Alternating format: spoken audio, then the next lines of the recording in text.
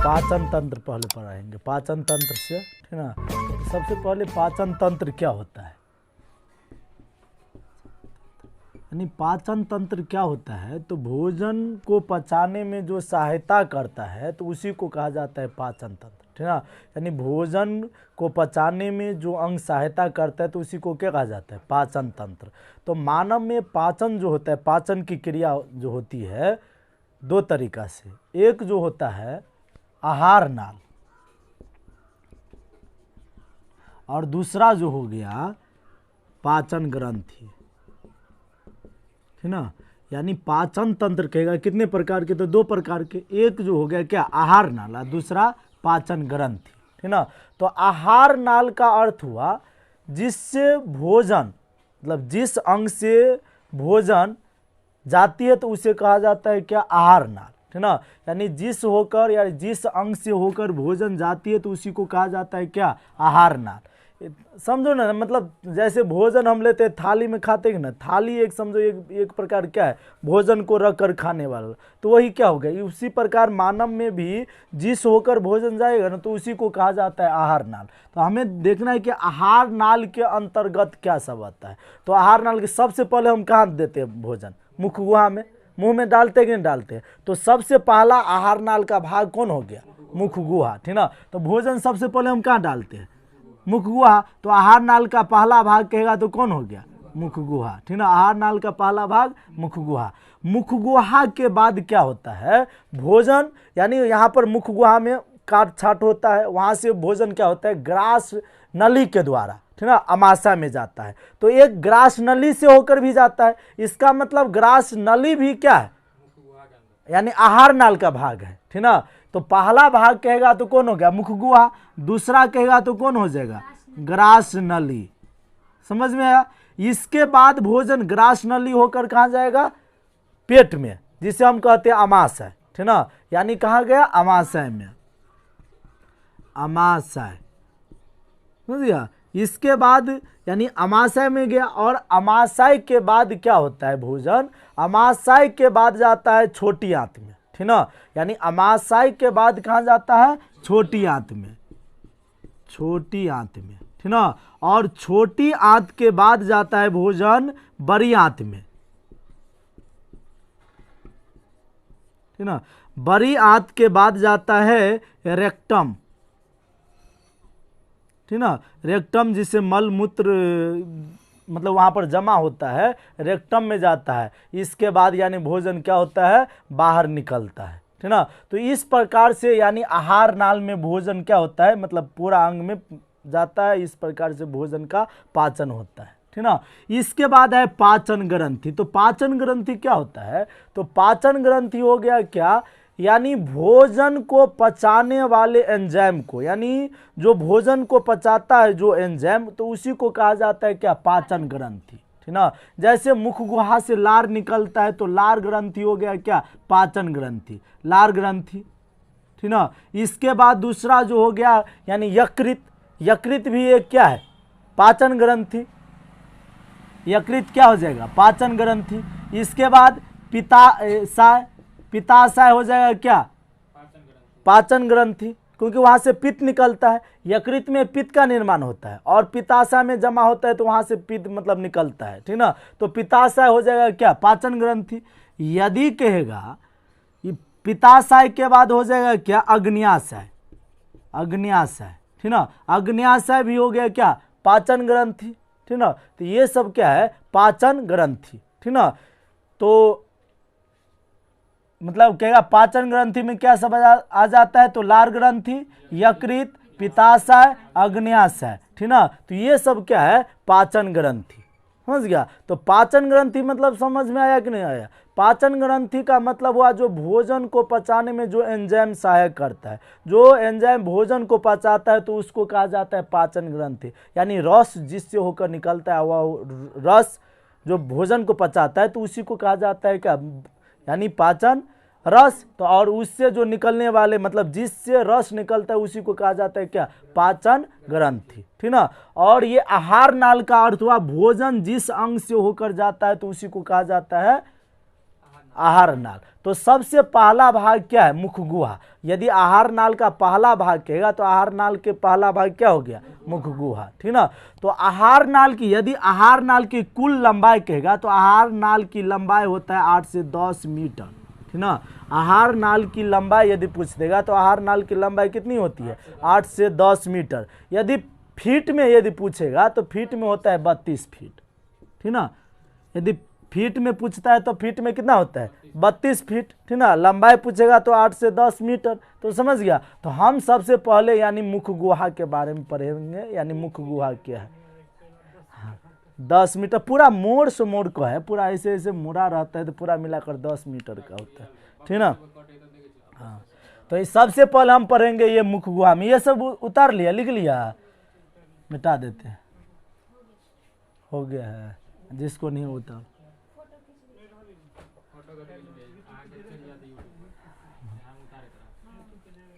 चलो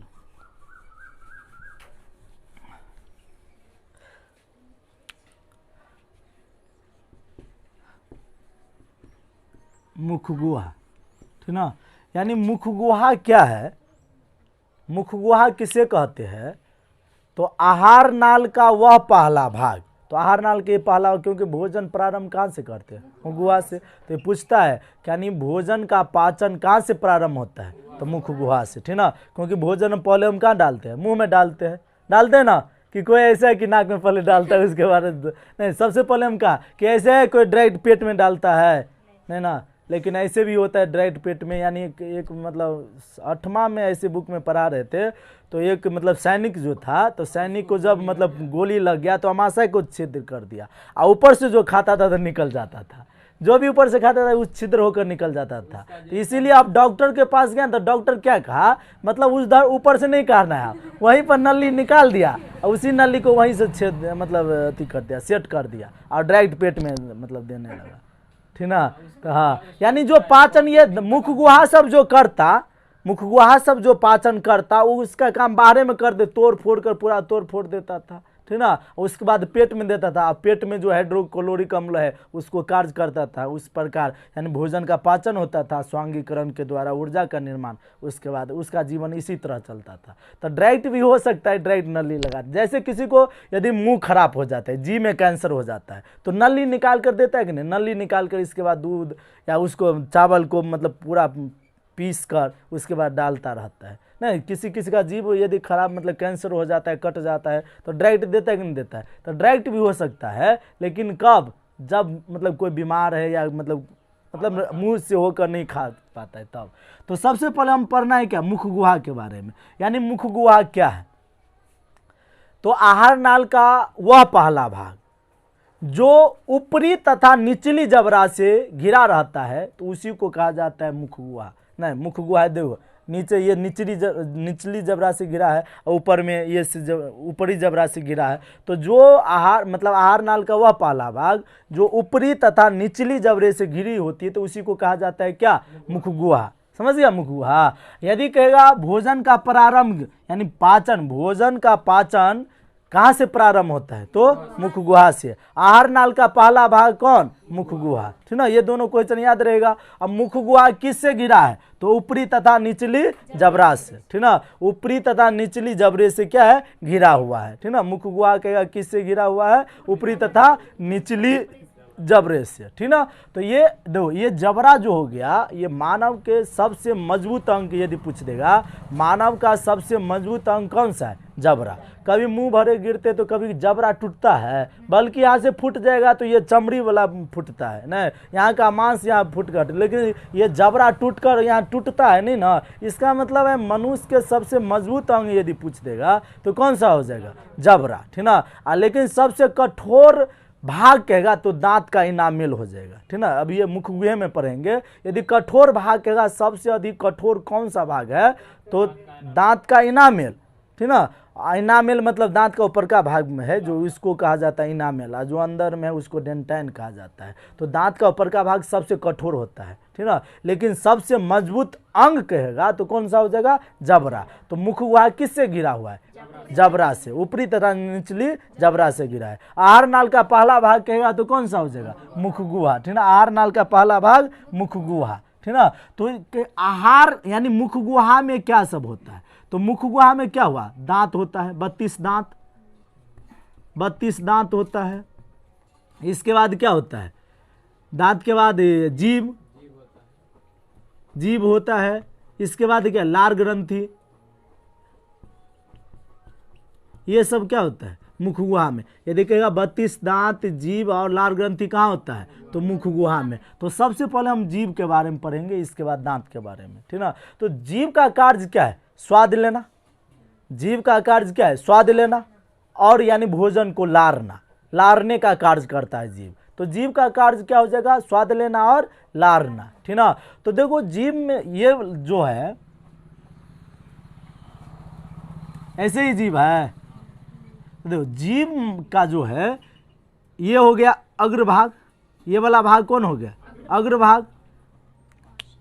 और ये वाला भाग जो हो गया कौन?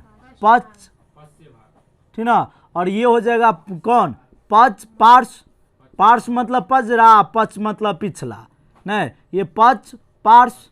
और ये हो जाएगा अग्र पार्श्व। ये क्या हो गया? अग्र पार्श्व। और इसको कहा जाता है क्या? मध्य, है ना। तो देखो जीभ, सबसे पहले हम कोई भी चीज स्वादिष्ट भोजन देखते हैं तो हमें जीभ से पानी आ जाता है, नहीं। तो ये जो पानी आता है स्वादिष्ट भोजन को देखने से, या स्वादिष्ट भोजन जब हम देखते हैं तो उसी में क्या होता है? जीभ से पानी जो आता है वह कौन सी क्रिया, मतलब किस क्रिया के कारण होता है? तो स्नायु क्रिया के कारण, ठीक है ना। यानी जीभ, यानी कभी भी स्वादिष्ट भोजन को हम जब देखते हैं और इस मतलब जीभ में से पानी गिरता है, तो जीभ में से पानी गिरता है क्या? किस क्रिया के कारण? तो स्नायु क्रिया के कारण, है ना। स्नायु क्रिया के कारण क्या होता है? जीभ में से पानी गिर जाता है ना। और कभी उससे भी ज़्यादा होता है कब? जब कोई खट्टा चीज़ हम मतलब देखते हैं तो जीभ में से सीधे पानी गिरता है, नहीं। तो यही कौन सी क्रिया होती है? स्नायु क्रिया। और कभी भी हमें कोई भी स्वाद जो होता है, कौन कहेगा? स्वाद जो हमें देता है कौन सा अंग, कौन सा अबराही मतलब अभिग्राही अंग देता है? तो रसवेदी, रसवेदी अंग, ठीक ना। यानी रसवेदी अंग मतलब कोई भी स्वाद जो देता है ना, तो रसवेदी अंग जो अंग है वह हमें क्या देता है? स्वाद देने का कार्य करता है, ठीक ना। जिसे हम कहते हैं स्वाद कलिया। तो स्वाद कलिया कहेगा तो जीभ के ऊपर एक छोटी छोटी अंकुर जैसी रचना होती है, तो उसी को कहा जाता है क्या? स्वाद कलिया, ठीक ना। जो हमें स्वाद मिलता है ना, तो क्या होता है? तो इसको कहा किसके कारण मिलता है? तो क्या होता है? स्वेदी अंग द्वारा, ठीक ना। स्वेदी अंग द्वारा हमें क्या होता है? स्वाद मिलता है। ऐसे भी यार स्वाद मिलता है स्वेदी अंग द्वारा, ठीक ना। और ये जो होता है क्या कहते हैं? स्नायु क्रिया द्वारा क्या होता है? पानी मतलब जीभ से क्या होता है? पानी आता है, ठीक ना। जीभ से पानी आता है किस क्रिया द्वारा? स्नायु क्रिया द्वारा, ठीक ना। अब हमें देखना है कि जीभ का कौन सा भाग, जीभ का कौन सा भाग हमें मतलब कैसा स्वाद देता है? इसमें हम देखें क्या? जीभ में हम देखें क्या सब? एक देख अग्रभाग, अग्र, ये कौन सा भाग है? अग्रभाग। तो कभी भी मीठे का स्वाद जो देता है कौन सा? अगला भाग, ठीक ना। कहेगा मीठा का जो स्वाद देता है जीभ का कौन सा भाग? अग्रभाग, ठीक ना। जीभ का अग्रभाग कैसा स्वाद देता है? मीठा का स्वाद देता है। और करवा का स्वाद कहेगा तो करवा का कौन? पक्ष भाग, ठीक ना। यानी जीभ का कौन सा भाग करवा का स्वाद देता है? पक्ष भाग, ठीक ना। और मीठा का स्वाद देता है अग्रभाग, ठीक ना। जैसे कभी भी मिठाई मटता है तो हम आगे दौड़ते कि नहीं दौड़ते हैं? पहले हमें चाहिए, नहीं। तो इससे तो ऐसे भी याद रहेगा, हम मिठाई खाने के लिए आगे दौड़ते हैं, तो इसका मतलब अगला भाग कैसा स्वाद देता है? मीठा का। कभी भी कौरू लगता है, जैसे आंख में मिर्ची कौरू लगता है, तो हम क्या कहते हैं? पीछे हटते रहते हैं, नहीं हटते हैं। तो इसका मतलब पिछला भाग कैसा स्वाद देता है? करवा, ठीक ना। यानी जीभ का कौन सा भाग मीठा का स्वाद देता है? अगला यानी अग्रभाग। और करवा का स्वाद? पक्ष भाग। और कहेगा यदि कहेगा खट्टा, कौन? पक्ष पार्श्व। खट्टा कहेगा तो कौन? पक्ष पार्श्व, ठीक ना। जीभ का कौन सा भाग खट्टा का स्वाद देता है? पक्ष पार्श्व, ठीक ना। पक्ष पार्श्व कैसा देता है? खट्टा। और नमकीन का कहेगा तो नमकीन का कौन? अग्र पार्श्व। याद रहेगा। कहेगा मीठा का स्वाद कौन सा भाग? जीभ का कौन सा भाग? अग्र भाग। करवा का स्वाद? पक्ष भाग। खट्टा का स्वाद यानी पक्ष पार्श्व, ठीक ना, और नमकीन का स्वाद अग्र पार्श्व, ठीक ना, ये याद रहेगा, याद रहेगा कि नहीं याद रहेगा। और कहेगा कोई स्वाद नहीं आता है कहाँ, मध्य भाग में कोई स्वाद नहीं आता है, ठीक ना। जैसे कभी भी हम गोटी सब खाते दवा वाला जो मतलब बहुत क्या कहते हैं तीता रहता है, तीता रहता है ना, तीता रहता है तो उसको हम खाते तो क्या होता है, एकाएक ऐसे गोटी लेते हैं बीच में रखते हैं, जी को एकदम पूरा निकाल कर इसके बाद जी बाहर करके बीच में डालते हैं, इसके बाद खाते हैं ना, जिससे हमें क्या हो कोई स्वाद नहीं आता है। यदि मध्य भाग में यदि हम रखेंगे कोई चीज़ तो क्या होता है स्वाद नहीं आता है ना। जैसे मतलब टैबलेट खाए तो टैबलेट पर कोई स्वाद आता है नहीं ना आता है, क्या हुआ। हाँ तो मध्य भाग में क्या होता है कोई भी स्वाद नहीं आता है, तो याद रहेगा, याद रहेगा या नहीं रहेगा कि यदि कहेगा जीव का कौन सा भाग करवा का स्वाद देता है, पास, मीठा का स्वाद अग्रभाग, नमकीन का स्वाद और क्या कहते हैं खट्टा का स्वाद पश्च पार्श्व, तो इतना याद रहेगा। और जीव का काम क्या है, भोजन से स्वाद लेना और भोजन को लारना, ठीक ना। तो ये हो गया जीव का कार्य। इसके बाद हम देख रहे हैं मुख गुहा में क्या देख रहे हैं, दांत। तो जीव का काम है भोजन हम जब डालते हैं तो पहले स्वाद सब ले लेता है कैसा स्वाद है, उसके बाद लारता है, उसके बाद उसको भोजन के रूप में भेजता है काटने के लिए, पीसने के लिए। जो अच्छा रहता है उसको कहते हैं कम कम कटाओ नहीं, और जो ज़्यादा रहता है खट्टा और याथी रहता है तो उसको जल्दी नहीं। और कभी भी देखोगे करवा, कभी भी करूर जब लगता रहता है, करवा लगता रहता है तो जीव को कैसे खोखरता है, भीतरी तक ले जाता है जीव या उसके बाद खोखरता रहता है, खोखरता ही नहीं खोखरता है, देखता है ना। किसी को ज़्यादा करू मिर्ची दे दो, अब मिर्ची मतलब छुच्छे खाने के लिए दो, एगो दूगो खिला दो, अब तब देखना है उस क्या करता है, मीठ चीज़ खोजेगा और नहीं तो उसको क्या करेगा, जीभ को खोखरेगा तो अंदर तक जीभिया को ले जाएगा पूरा, तब उसको खोखरता रहता है। तो किस भाग को खोखरता रहता है, इस भाग को खोखरता रहता है, समझ गया, यानी यहाँ से करवा का स्वाद हटाता रहता है। तो इसीलिए सबसे कहेगा पीछा कौन सा स्वाद, करवा, सबसे करवा, सबसे आगे कौन, मीठा, अग्र पार्श्व कहेगा तो कौन, नमकीन, और कहेगा पश्च पार्श्व तो खट्टा, कोई स्वाद नहीं तो मध्य भाग, ठीक है। तो जीभ का कार्य हो गया। अब चलना है दांत का कार्य क्या है, दांत क्या है। तो देखो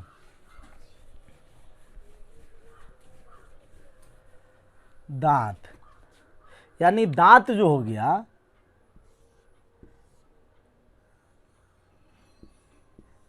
ये दांत है, ठीक ना, यानी ये ऊपर वाला भाग है, ऐसे ही दांत रहता है ये दांत है, ठीक ना। तो ये ऊपर वाला भाग को कहा जाता है क्या, इनामेल, इनामेल, और नीचे वाला भाग को कहा जाता है डेंटाइन, डेंटाइन, ठीक ना।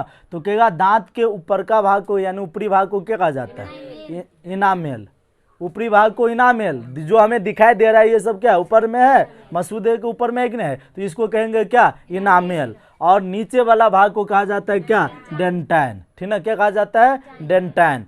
तो कहेगा यानी मानव के कौन सा भाग सबसे कठोर होता है, तो कौन सा, इनामेल, इनामेल सबसे कठोर होता है, ठीक ना। और ये दांत जो बना होता है कैल्शियम फास्फेट का, ठीक ना, दांत जो बना होता है किसका, कैल्शियम फास्फेट का। इसका मतलब देखो हड्डी भी कैल्शियम का बना है। तो मनुष्य में सबसे अधिक कहेगा कौन सा धातु पाया जाता है, मनुष्य के शरीर में सबसे अधिक कौन सा धातु, तो कैल्शियम, क्योंकि दांत भी देखे कैल्शियम का बना है नहीं, या क्या कहते हैं हमारा हड्डी भी सब भी किसका बना है, यानी कैल्शियम का बना है। इसका मतलब क्या है, हमारे शरीर में यदि पूछेगा सबसे अधिक कौन सी धातु पाई जाती है, कैल्शियम पाया जाता है, ठीक ना। और ये दांत जो बना है सबसे मतलब ये दांत जो है किसका बना है, कैल्शियम फास्फेट का, ठीक ना, कैल्शियम फास्फेट का बना है दांत, समझ गया। तो ये दांत, इसके बाद यदि कहेगा दांत जीवन में कितनी बार निकलता है, 2 बार नहीं, एक बार हो गया दूध का दांत जो बचपन में यानी जो एक बार निकलता है, पहली बार निकलता है तो उसको हम क्या कहते हैं, दूध का दांत।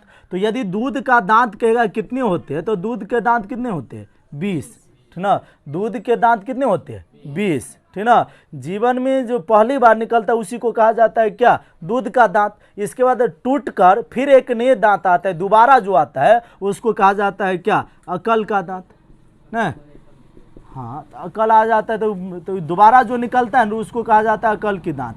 तो ये हो गया। अब कुल दांत जो कहेगा तो यानी हो गया कितना 32, अब हो गया, अब 32 निकलेगा। तो जीवन में कहेगा कुल दांत कितने निकला, तो कितना निकला 52, कुल दांत 52, ठीक ना। एक बार हो गया बचपन में 20, और फिर ये सब टूट जाता है तो फिर 32 गो हो गया। तो कुल जीवन में यदि कहेगा दांत कितने निकलता है 52 गो, ठीक ना। तो दूध का दांत कहेगा कितने होते हैं 20 गो। अकल का दांत कितने होते हैं 32 होता है, ठीक ना। या एक वयस्क मनुष्य में कितने दांत होते हैं 32 होते हैं, ठीक ना। एक वयस्क मनुष्य में कितने दांत होते हैं 32 होते हैं, ठीक ना। और दूध का दांत आ रहा है तो याद रहेगा ये दूध का दांत कितने हैं,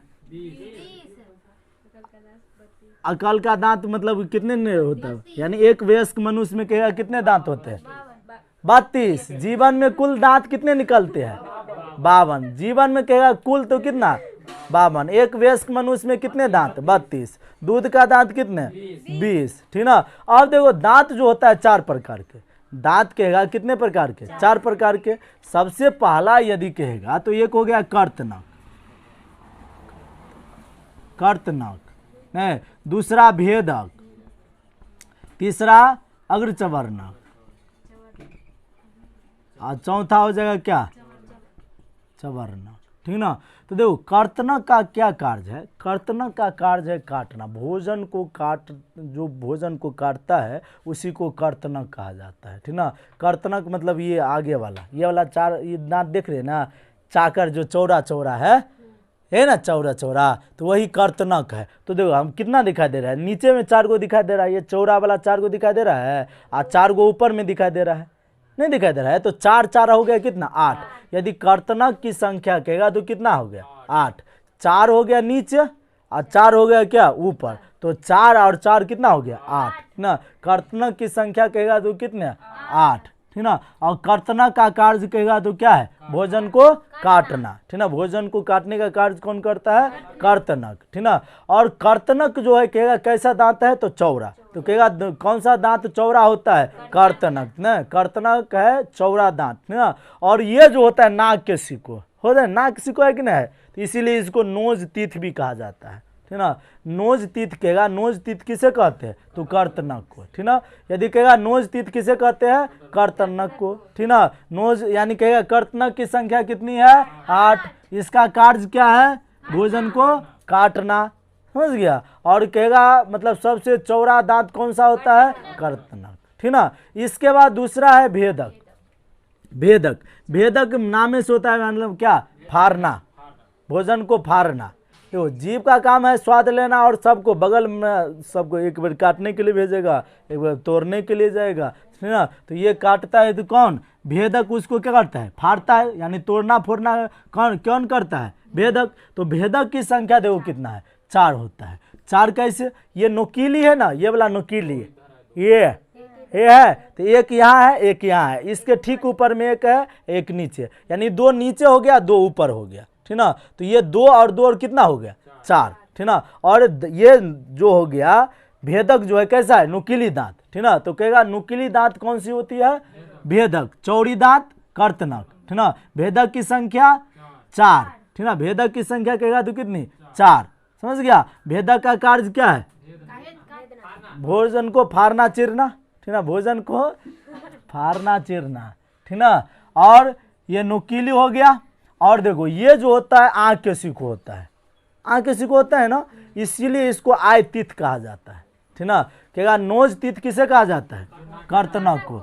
यदि नोज तीथ कहेगा, नोज तीथ किसे कहते हैं तो किसको कर्तनक को। आय तीथ कहेगा क्या है आय तीथ कहेगा तो किसे कहा जाता है भेदक को, ठीक ना। भेदक की संख्या कहेगा कितनी है 4, ठीक ना। भेदक की संख्या 4 है। यदि कहेगा अग्रचवर्णक, देखो अग्रचवर्णक की संख्या कितनी है तो अग्रचवर्णक की संख्या है कितना 8 गो।